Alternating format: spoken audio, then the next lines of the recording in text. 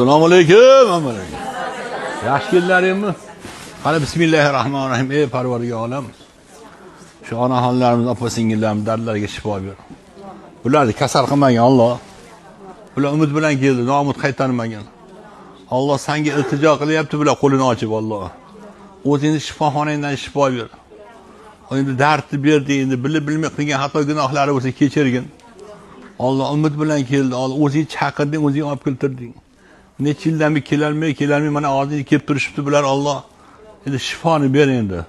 Mana shu qo'llarimni ham em qo'ygan Alloh. Mana ham yuzimni yorug' qilgan Alloh. Zamonimiz, yurtimiz tinch bo'lsin. Yurtboshimiz ham bilan rizo bo'lsin Alloh. Hammalarning mushkullarini oson qilsin. Xonadonlaringda oila a'zolaringdan kasallik ko'rmasin. Bizni tomosha qilib turgan ko'p videomizni ko'p turgan musofirda bemorlar bor, duo qilib qo'ying deganlar bor. Ular ham kasal bo'lmasin Alloh. Hammalarning oilalarini xursandchilik yashash nasib aylasin. Alloh o'z shifosini o'zi beradi. Mani qo'limda bas, mendan so'ramaydi. Bismillah.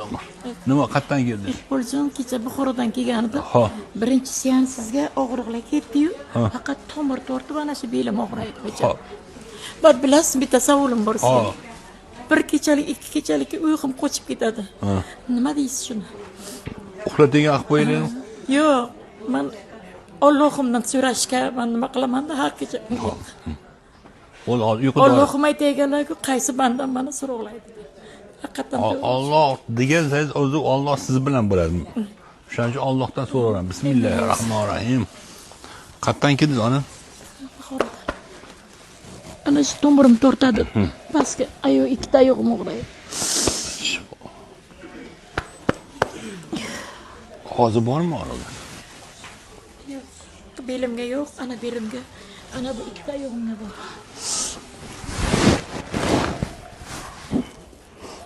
Hozirchi? Yo'q.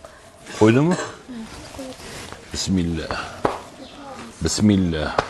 Yaxshi, ikkita tizzam ko'pincha og'riydi. Menda qali. Qo'ydimi? Xudo Alloh siz bilan. Ilohiy farzandlaringizni rohatini. Amin.